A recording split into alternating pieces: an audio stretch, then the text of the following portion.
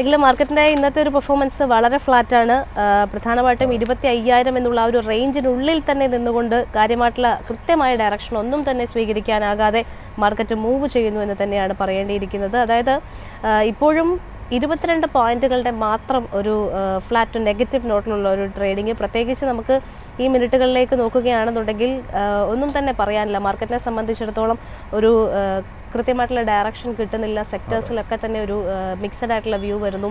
ഇന്നലെ നിഫ്റ്റി അപേക്ഷിച്ച് bank Nifty ഒരു വലിയ ഇടിവിലേക്ക് പോയിട്ടുണ്ടായിരുന്നു. മറ്റ് പ്രധാനപ്പെട്ട അപ്ഡേറ്റ്സ് എന്തൊക്കെയാണ്? സെക്ടറൽ ഇൻഡെക്സുകളുടെ പെർഫോമൻസ് ഇപ്പോൾ എങ്ങനെയാണ് വിലയിരുത്തേണ്ടത്? ജാസ്മിൻ, വിപണി പരിശോധിക്കുകയാണെങ്കിൽ ജാസ്മിൻ സൂചിപ്പിച്ചതുപോലെ തന്നെ വളരെ ഫ്ലാറ്റായിട്ട് തന്നെയാണ് നിഫ്റ്റി 50 നിൽക്കുന്നത്. നിലവിൽ 20,037 എന്ന് പറഞ്ഞൊരു നിരക്കിൽ ട്രേഡിംഗ് നടക്കുന്നു. അഡ്വാൻസ് ആൻഡ് ഡിക്ലൈൻ റേഷ്യോ പരിശോധിക്കുകയാണെങ്കിൽ 28 ഓഹരികൾ ഇടിവ് രേഖപ്പെടുത്തുമ്പോൾ 22 ഓഹരികൾക്ക് മാത്രമാണ് നേട്ടം രേഖപ്പെടുത്താൻ സാധിക്കുന്നത്. നിഫ്റ്റി ബാങ്ക് പരിശോധിക്കുകയാണെങ്കിലും കൃത്യമായിട്ടുള്ള ഒരു ഡയറക്ഷൻ സ്വീകരിക്കുന്നില്ല. നിലവിൽ പരിശോധിക്കുമ്പോൾ ഒരു ഫ്ലാറ്റ് പോസിറ്റീവായ ഒരു നിരക്കിൽ നിഫ്റ്റി ബാങ്ക് നിൽക്കുന്നു. 55,138 എന്ന് പറഞ്ഞൊരു നിരക്കിലാണ് നിഫ്റ്റി ബാങ്കിൽ ട്രേഡിംഗ് നടന്നുകൊണ്ടിരിക്കുന്നത്. നിലവിൽ 9 ബാങ്കിങ് ഓഹരികൾ നേട്ടം രേഖപ്പെടുത്തുമ്പോൾ 3 ബാങ്കിങ് ഓഹരികളെ സംബന്ധിച്ചിടത്തോളമാണ് ഒരു ഇടിവ് കാണാൻ വേണ്ടിയിട്ടും സാധിക്കുന്നത്.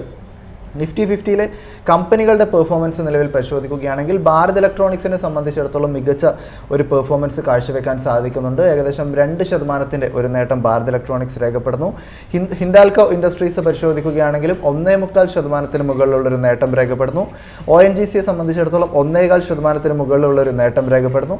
ഇടിവിലുള്ള ഓഹരികൾ പരിശോധിക്കുകയാണെങ്കിൽ ടാറ്റ മോട്ടോഴ്സിനെ സംബന്ധിച്ചിടത്തോളം ഏകദേശം ഒരു 2.5%-ഓളമുള്ളൊരു ഇടിവ് ടാറ്റ മോട്ടോഴ്സ് നിലവിലുണ്ടാകുന്നു. അതായത് ഒരു പ്രോഫിറ്റ് ടേക്കിംഗ് നിലവിൽ ടാറ്റ മോട്ടോഴ്സിൽ കാണപ്പെടുന്നു. ടൈറ്റനെ സംബന്ധിച്ചിടത്തോളം, ഏഷ്യൻ പെയിന്റ്സിനെ സംബന്ധിച്ചിടത്തോളം 1.5%-ഓളം 1% മുകളിലുമുള്ളൊരു ഇടിവ് നിലവിൽ ഇപ്പോൾ രേഖപ്പെടുത്തുന്നുണ്ട്.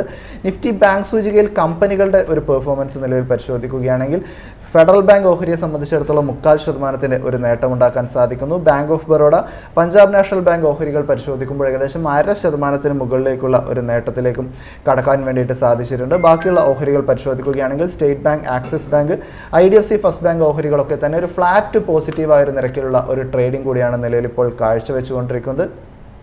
സെക്ടർ വൈസ് പെർഫോമൻസ് പരിശോധിക്കുകയാണെങ്കിലും ഒരു മിക്സഡ് ആയിട്ടുള്ള രീതി എന്ന് വിശേഷിപ്പിക്കാവുന്ന രീതിയിലുള്ള ഒരു ട്രേഡിംഗ് തന്നെയാണ് നടന്നുകൊണ്ടിരിക്കുന്നത്. അതിൽ തന്നെ നിഫ്റ്റി മെറ്റൽ സൂചികയെ സംബന്ധിച്ചിടത്തോളം ഏകദേശം ഒരു 1% നേട്ടത്തിലേക്ക് എത്താൻ വേണ്ടിയിട്ട് സാധിക്കുന്നു. നിഫ്റ്റി എനർജി സൂചിക പരിശോധിക്കുമ്പോൾ 0.5%-ഓളമുള്ളൊരു നേട്ടമുണ്ടാകുന്നു. PSU ബാങ്കിങ് സൂചികയെ സംബന്ധിച്ചിടത്തോളം ഇന്നും ഒരു നേട്ടത്തിൽ തുടരുന്നു. 0.5% ഒരു നേട്ടം നിഫ്റ്റി PSU ബാങ്കിങ് സൂചികയും രേഖപ്പെടുത്തുമ്പോൾ നിഫ്റ്റി ഓട്ടോ ഒരു ഓൾ ടൈം ഹൈ, വളരെ മികച്ചൊരു റണ്ണിന് ശേഷം ഇപ്പോൾ ഒരു പ്രോഫിറ്റ് ടേക്കിംഗ് മോഡിലേക്ക് നിഫ്റ്റി ഓട്ടോ കടന്നിരിക്കുന്നതിൻ്റെ ഒരു സൂചനയാണുള്ളത്. ഏകദേശം 0.5%-ന് മുകളിൽ 0.25%-ഓളമുള്ളൊരു ഇടിവ് നിഫ്റ്റി ഓട്ടോയുടെ ഭാഗത്ത് നിന്നുണ്ടാകുന്നു. 26,832 എന്ന് പറഞ്ഞൊരു നിരക്കിലാണ് നിഫ്റ്റി ഓട്ടോ ഒരു ട്രേഡിംഗ് കാഴ്ചവെക്കുന്നത്. നിഫ്റ്റി എനർജി പരിശോധിക്കുകയാണെങ്കിൽ ഒക്കെ വളരെ മികച്ച മൊമെൻറ്റം കാണാൻ വേണ്ടിയിട്ട് സാധിക്കുന്നുണ്ട്. 0.5%-ഓളമുള്ളൊരു നേട്ടം. നിഫ്റ്റി മെറ്റലിനെ നിലവിൽ മുൻപോട്ട് നയിക്കുന്ന ഒരു ഓഹരി പരിശോധിക്കുകയാണെങ്കിൽ ഹിന്ദുസ്ഥാൻ കോപ്പറിൻ്റെ ഓഹരി ഏകദേശം 4%-ന് മുകളിലുള്ള ഒരു നേട്ടം രേഖപ്പെടുന്നു. വേദാന്ത പരിശോധിക്കുകയാണെങ്കിൽ 2.5%-ന്റെ നേട്ടമുണ്ടാകുമ്പോൾ രത്നമണി മെറ്റൽസ് ട്യൂബ്സ് ലിമിറ്റഡ് ഓഹരികൾ 1.25%-ഓളം, ഹിൻഡാൽകോ ഇൻഡസ്ട്രീസും ഇതേ രീതിയിലുള്ള ഒരു നേട്ടം തന്നെ രേഖപ്പെടുത്തുന്നതായിട്ടാണ് കാണാൻ വേണ്ടിയിട്ടും സാധിക്കുന്നത്. നിലവിൽ ഒരു ബ്രോക്കറേജ് റിപ്പോർട്ട് കൂടി പരിശോധിക്കുകയാണെങ്കിൽ നിലവിൽ ഇപ്പോൾ റാഡിക്കോ കേത്താന് ജെഫ്രീസ് ഒരു ബൈ റേറ്റിംഗ് നൽകിയിരിക്കുന്നു. ടാർഗറ്റായിട്ട് 3,590 രൂപയാണ് പറഞ്ഞിരിക്കുന്നത്. നിലവിൽ പരിശോധിക്കുകയാണെങ്കിൽ 3,000 രൂപ എന്ന് പറഞ്ഞൊരു നിരക്കിലാണ് റാഡിക്കോ കേത്താനിൽ ട്രേഡിംഗ് നടന്നുകൊണ്ടിരിക്കുന്നത്.